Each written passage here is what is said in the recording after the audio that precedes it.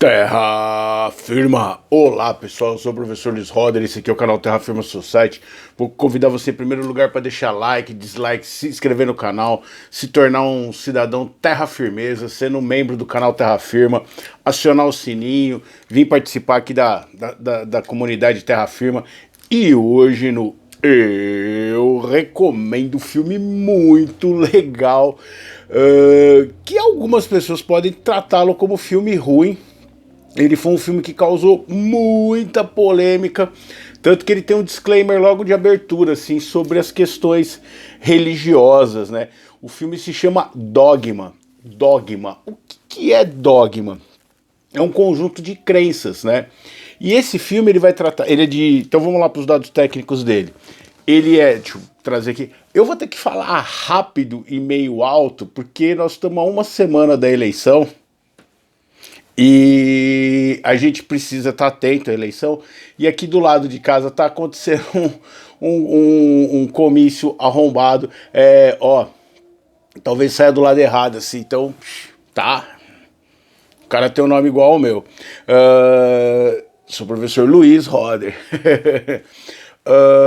Então, assim, eu vou falar meio em cima aqui, porque para tentar suprimir o som que tá vindo, porque tá tendo um comício aqui do lado, aqui domingão, né? A gente tem os vizinhos aí na frente agora, que tem o bar aqui em frente. Deixa eu arrumar meus cabelos, nossa, sensualizar aqui. Então vou aos dados técnicos do filme. O filme é de 1999, a ideia do 999, que é sempre tomado como um 666 invertido. Então sempre tem... Em 1999 aconteceram muitas coisas. O Marilyn Manson lançou o Antichrist Superstar, por exemplo, em 1999. E esse filme, ele se passa... Ele é um filme americano, ele foi dirigido e roteirizado pelo Kevin Smith. Quem é o Kevin Smith? Ele é o personagem do Silent Bob, daquele filme, o The Clerk, o balconista, que é ele e o outro amigo dele que é o Jason Mewes, que eles fazem uma dupla de amigos. Silent Bob é um gordinho de cabelo comprido, que tá sempre de boné, de sobretudo, que ele fica o tempo todo silencioso, assim, fumando direto, e ele praticamente não fala nada. E esse filme, ele tem, o elenco dele é maravilhoso. Esse filme tem 2 horas. Eu vou deixar o link dele aqui. Você tem a versão com a qualidade muito ruim dele, mas dublado. Então quem quiser assistir, entender o filme dublado. E ele tem a versão dele em inglês.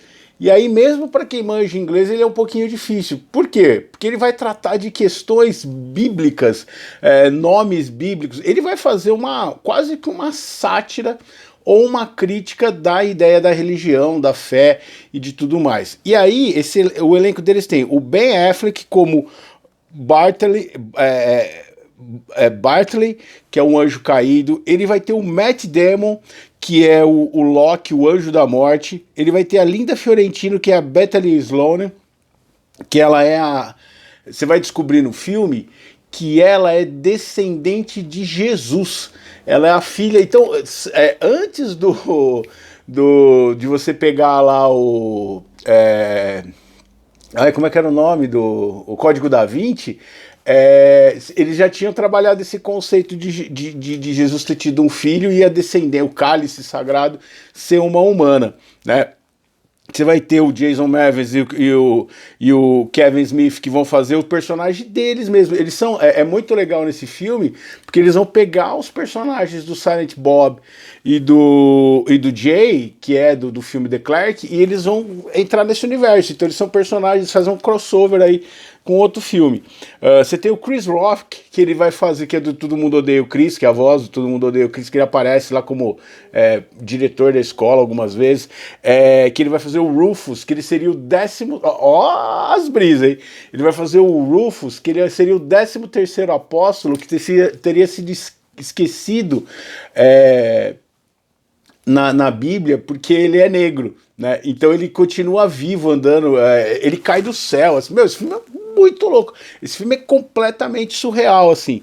Ele tem o Alan Rickman, que é o cara lá que infelizmente faleceu, que é o que fez o Die Hard, o vilão do Die Hard, a cena clássica dele caindo lá, ou ai, do Harry Potter, né? O, o vilãozão lá no Harry Potter, lá, por exemplo. Que ele é um Metatron. O que é um Metatron? Se você estudar angelologia, por exemplo, ou dogmas voltados da cultura hebraica, dentro da Cabala e tudo mais, se você estudar a ordem dos anjos, o Metatron seria o anjo mais poderoso de todos. E ele é a voz de Deus. É por quem Deus fala e se comunica com as pessoas. É muito legal. Quando ele aparece para Sloane, por exemplo, ela fala: não, mas você tá com. Como é que você apareceu aqui no meu quarto? Não sei o que e tal. Ele pega, abaixa. Aí ele fala: sou um anjo. Ela fala assim: não, mas você tá querendo fazer mal para mim. A Sloane, por exemplo, ela trabalha numa clínica de abortos. É muito doido. E ela tá vivendo um grande problema de tá duvidando de Deus, que a vida dela não dá certo, que acontece um monte de coisa assim. Aí você vai ter o Jason Lee, que vai fazer o Azrael, que é um anjo caído, né? Que é o anjo, até o Batman, depois ele vai ser substituído pelo Azrael, né? Nos quadrinhos e tal, que é o anjo, um anjo que ele é tipo um enforcer de Deus, assim, só que ele tá no inferno e ele vem tentar manter os planos. Porque qual é a história? Você começa acompanhando a história do... deixa eu só falar. Tem o George Carlin, a Salma Hayek, que ela é a inspiração. Ela seria a Serendip, que ela seria a voz da inspiração encarnada numa mulher, assim, e tal. Isso é brisa total, assim. E qual é a história? Você começa acompanhando os personagens do Matt Damon e do Ben Affleck, que são o Butterby e o Locke, que eles são anjos que eles perderam a fé e eles estão aqui na Terra e eles foram proibidos de voltar para o céu. E aí, você já viu aquele meme do Jesus legal, com aquele Jesus fazendo joia assim, apontando assim?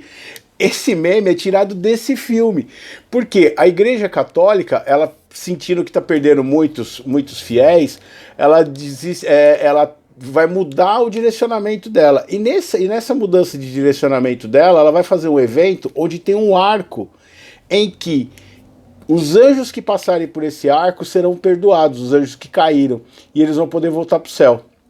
Tem um detalhe, e aí o que acontece? Então você vai acompanhando duas histórias ao mesmo tempo. A história do Locke e do Battery, tentando chegar até essa igreja que vai ter esse evento do novo lançamento, do novo cristianismo, né? E eles vão questionando. O Matt Damon, ele fica procurando motivo para matar os outros, assim, tipo, porque pela falta de fé e tal. Ele meio que faz as pessoas. A primeira cena, por exemplo, é ele conversando com uma freira e usando os argumentos, falando assim, tipo, meu Deus não tá nem aí para você e tudo mais. Porque a ideia do nome do filme é essa: dogma, discutir os dogmas, entender os dogmas que se passam. E aí, ao mesmo tempo, o Metatron aparece para Sloane com uma mensagem de Deus, seria, para que ela intercepte esses anjos e não deixe eles chegarem lá. Só que eles são muito poderosos. Aí vai aparecer o Rufus, ele vai cair do céu, assim, na frente da Bethany, né? Que vai explicar coisas para ela. Aí tem umas loucuras, assim, ele vai contando. Tem uma cena, por exemplo, então começam a vir. Aí tem os 3 meninos assim que jogam hockey, que são enviados do Azrael para tentar impedir que a Bethany chegue. Por quê? O Azrael, ele quer que os 2 anjos cheguem, sejam perdoados e voltem para o céu, porque eles sabem que esses anjos não acreditam mais em Deus. E aí eles vão causar uma segunda revolução lá. Então seria uma ideia de que você teria uma nova guerra no céu. É muito interessante, assim. É muito louca a ideia. Tem situações bizarras. Aí tem uma cena assim, por exemplo, então eles vão encontrando. É tipo um road movie, tá? um filme de estrada, então são duas jornadas que vão se encontrar num determinado momento dentro de um trem, e você vai enfrentando. Meu, tem uma hora assim que eles estão numa lanchonete e o Silent Bob e o Jay, por exemplo, eles estão ajudando lá e tudo mais, e de repente sai eles fazem aparece um golem, mas um golem feito de merda, assim, sai da privada, fedendo, a cena é muito louca. E você vai ter essas peripécias deles durante o caminho, assim, até eles se encontrarem no trem, cada um entender o que tá fazendo, e tentar chegar na igreja para que não aconteça nada disso. E durante o filme, várias vezes eles falam que Deus é ela. Então que Deus não seria um homem, uma entidade masculina, mas seria uma entidade feminina. Então volta aquela questão da Gaia e tudo mais, né? E aí você fica nessa assim, né? Aí eles falam, não, ela. E aí você percebe que Deus foi sequestrado. Porque Deus gosta de jogar esquibol. E aí uma vez, ela, né, Deus, uma vez por mês, ela sai para jogar, uma vez por ano, ela sai para jogar esquibol. E o Azrael, ele aprende num corpo que estava em coma. Aí você vai descobrir isso mais lá no final. E aí, como esse corpo estava em coma, Deus não consegue sair. É loucura da história, assim. E tem um monte de gente que vai entrar, não, Deus pode tudo, eu sei, mano, tá bom, eu respeito isso aí, eu entendo. Tanto ele pode que ele faz você pensar desse modo radical do que você pensa aí, sem poder dar abertura para outras ideias, Deus ser mais múltiplo do que você imagina. Mas, o que acontece? Aí, os anjos vão fazer uma carnificina no final, assim, vão matar o pessoal da igreja católica. E a hora que eles estão conseguindo, vão tentar passar pelo arco, vai ter uma luta lá, eles vão tentar resolver isso e tudo mais. E quem que aparece para eles? Deus. Que a Bethany consegue libertar Deus, ela mata a charada que Deus estaria preso nesse corpo, ela chega nesse corpo e ela consegue libertar Deus. E aí quem é Deus nesse filme? Alanis Morissette. Mano, que genial que é. A hora que ela para. E ela é assim, uma força da natureza mesmo. Ela fica dando umas cambalhas, ela planta bananeira e fica mal feliz, põe o dedo na ponta do nariz das pessoas. E ela não fala. Quem fala por ela é o Metraton, que é o personagem do Alan Rickman. Então, assim, é muito louco, vale a pena dar uma olhadinha assim, e aí você vai ter as pessoas restituindo a fé, o lance que vai acontecer entre o Locke e o Bartley, porque é muito louco esse filme, ele leva a gente a entender que o Locke, que é o personagem do Matt Damon, seria o vilão. E o Bartley, ele tá o tempo todo tentando restituir a fé do Locke. Só que quando vai chegando nos eventos finais, ele surta completamente. Por quê? Talvez, e aí é a minha interpretação do filme, você vê o quanto ele resistiu para passar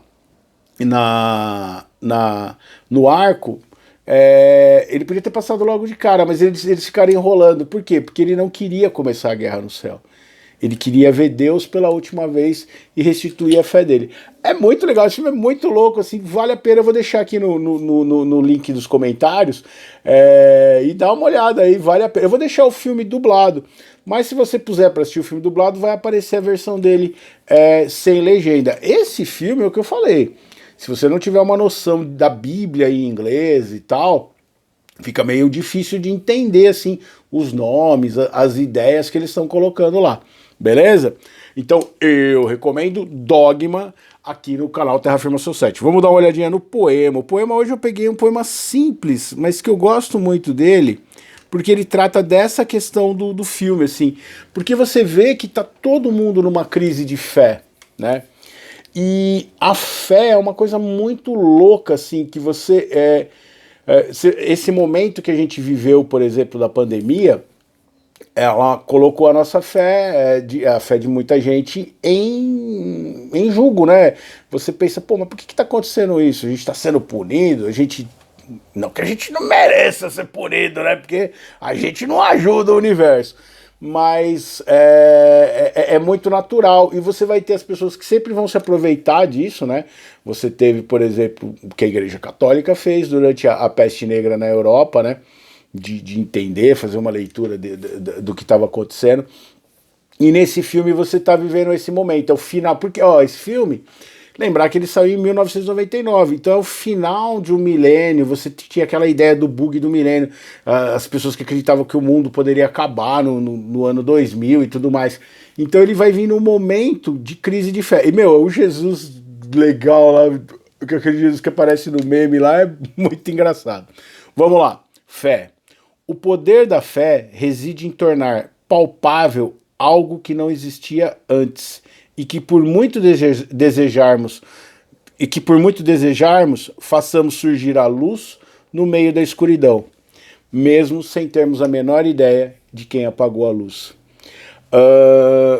Muita gente acha que eu sou ateu, fala que eu sou ateu. Eu sou agnóstico, eu não sigo nenhuma religião, apesar de eu ser fascinado pela simbologia dos livros feitos em torno de Deus, a representação que o homem tenta dar para Deus.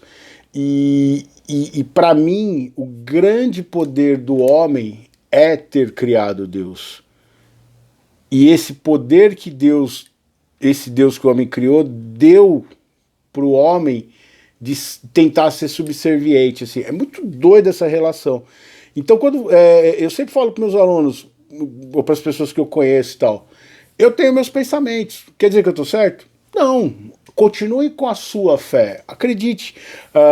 O Reinaldo Azevedo sempre fala, quando ele discute essa questão no programa dele, do lance de se Deus aparecesse e existisse, assim, falar, opa, bati no microfone, perdão, falasse, ó, eu sou Deus, tal, a minha religião é essa, ou que nem do Porta dos Fundos, que é o Deus da Samoa lá, ele mataria a questão da fé. O grande lance da fé é você acreditar em algo que você não vê, mas que ele cria uma relação com você. Eu acho que eu não me fiz entender, mas espero que eu tenha feito entender. Beleza? Mas isso seria discussão para um outro vídeo. Deixa o like, o dislike, se inscreve no canal, vem participar da comunidade Terra Firmeza e eu vejo vocês em outro vídeo de Terra Firma Society, se Deus quiser. Tchau, tchau.